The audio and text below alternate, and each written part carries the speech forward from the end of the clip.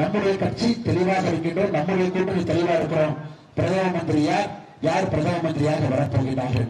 திமுக கூட்டணியில் பிரதம மந்திரி யாரும் தெரியுங்களா? பிரதம மந்திரி யார் என்று தெரியாமலே ஒரு தேர்தலை சந்திக்கக்கூடிய ஒரு கூட்டணி. இத்தனை கூட்டணி கட்சிகள் இருந்தாலும் கூட பிரதம மந்திரி யார் என்று தெரியவில்லை. அப்புறம் 2004 காங்கிரஸ் மாதிரி மாத்த போறாங்களா? 2004 வாக்கெல்லாம் செலுத்திய பிறகு தேர்தல் ரிசல்ட் வந்த பிறகு ஒரு மாதம் ஆச்சு யார் பிரதம மந்திரி என்று முடிவு செய்வதற்கு. ஒரு மாசம் கழிச்சு மன்மோகன் சிங் கொண்டு வந்து நிற்கிறான், இவர்தாங்க பிரதம மந்திரி. எனக்கு ஓட்டு போடவே இல்லை அப்படின்னு மக்கள் கேட்டாங்க. இல்ல இல்ல, நாங்களாம் முடிவு பண்ணிட்டோம், இவர்தான் பிரதம மந்திரி. நீங்க யாரும் முடிவு பண்றீங்க?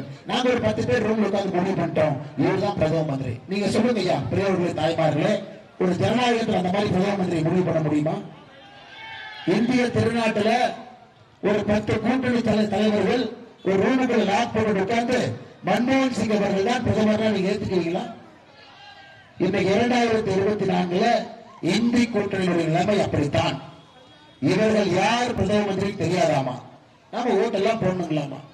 அதுக்கப்புறம் ஜூன் 4ஆம் தேதி ரிசல்ட் வரணும்.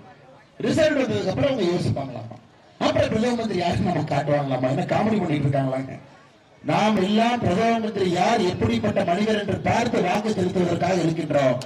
இவங்க சொல்றது எப்படின்னா, பொண்ணு மாப்பிள்ளையும் பார்க்காம தாலி கட்டிக்கணுமா, குழந்தை வருவதற்கு அப்புறம் தான் பொண்ணு மாப்பிள்ளை யாரும் நம்ம காட்டுவாங்களாமா. இந்த மாதிரி இருந்தா எப்படிங்க எப்படிங்க ஏத்துக்குமா? அது ஒரு திருமணம் நம்ம ஏத்துக்குமா? அந்த திருமணத்துக்கு போய் பொண்ணு மாப்பிள்ளை யாரும் தெரியணும். அதனால சகோதர சகோதரர், நீங்க சாதாரணமா நினைச்சுக்காது. ஒரு தேர்தலில் யார் பிரதமர் என்பவர் மிக மிக முக்கியம். அதே போல ஒரு தேர்தலில் முதலமைச்சர் யாருங்கிறது முக்கியம். ஒரு தேர்தலில் பஞ்சாயத்து தலைவர் யாருங்கிறது முக்கியம். ஒரு தேர்தலில் வார்டு கவுன்சிலர் யாருன்னு முக்கியம். யாரும் தெரிஞ்சுதான் நம்ம ஓட்டு.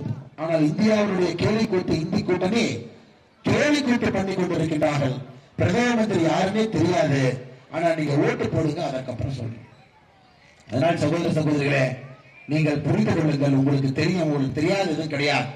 இந்தி கூட்டணி திமுக கூட்டணிக்கு நீங்கள் செலுத்தக்கூடிய ஒரு வாக்கும் கூட பிரயோஜனம் இல்லாத வாக்கு.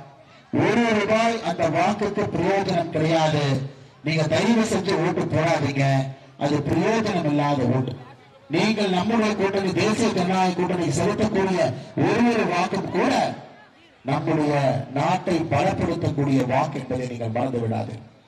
அதையெல்லாம் தாண்டி சகோதர சகோதரி, நீ 10 ஆண்டுகள் ஆட்சியில் இருந்திருக்கும், மறுபடியும் 5 ஆண்டுகள் கேட்கிறோம். 10 ஆண்டுகள் ஆட்சியில் இருந்து விட்டு 5 ஆண்டுகள் கேட்கிறோம். இன்னைக்கு உதாரணத்திற்கு இங்க திமுக எம்பி, கூட்டணி கட்சி எம்பி இருக்கார். நான் ஒரே ஒரு கேள்வி கேட்கிறேன். திமுக முதலமைச்சர், திமுக அமைச்சர், திமுக எம்எல்ஏ, இவங்க எல்லாம் செய்யாதத ஒரு திமுக எம்பி செய்ய முடியும் நினைக்கிறீங்களா? செய்திகளை உடனுக்குடனும் துல்லியமாகவும் தெரிந்து கொள்ள சப்ஸ்கிரைப் பண்ணுங்க.